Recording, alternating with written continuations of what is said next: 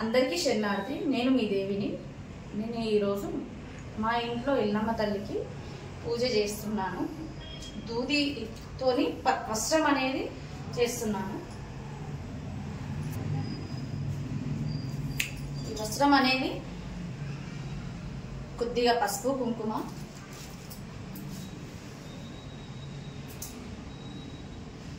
ఇట్లా వస్త్రానికి ఈ విధంగా పెట్టుకోవాలి. పెట్టుకున్న తర్వాత అమ్మవారికి మాల రూపం మీద వస్త్రం అనేది వేస్తున్నాం.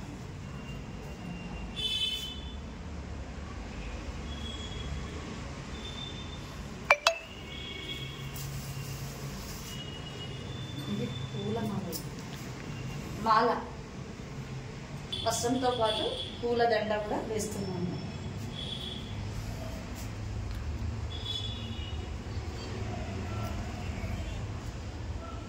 పూలు అనేది పెడుతున్నాను నేను మా ఇంట్లో పూజ. ఈ విధంగా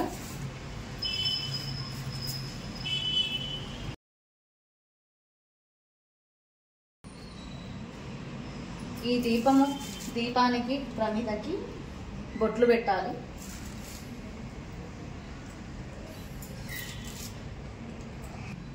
ఈ దీపానికి బొట్లు అనేది ఈ విధంగా పెడతాను.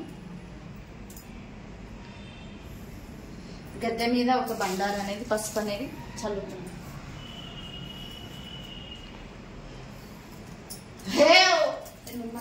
నిమ్మకాయ త్రిశూలానికి ఈ విధంగా పెట్టుకోవాలి. ఎల్లమ్మ పటానికి, మల్లన్న పటానికి, మిగతా ఎన్ని పటాలు ఉన్నాయో ఆ పటాలకి పూలు అనేది పెడుతున్నాను.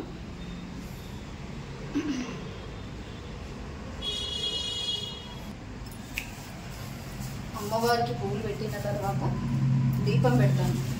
దీపం పెట్టిన తర్వాత అమ్మవారికి నైవేద్యం అనేది పాలు బెల్లము వేసి పరమాన్నం చేస్తాం.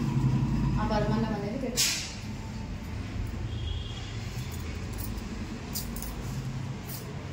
ఇప్పుడు దీపం అనేది పెడుతున్నాను.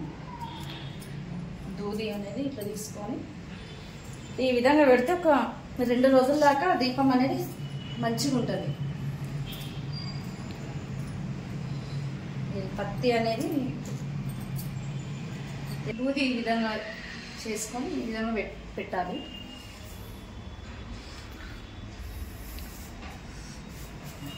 రెండు ఒత్తులు అనేది వేయాలి. దీపం అనేది వెలిగిస్తాను. అగరబత్తితోనే దీపం వెలిగిస్తాను. ఈ విధంగా అగరబత్తి చేసినాక ఈ విధంగా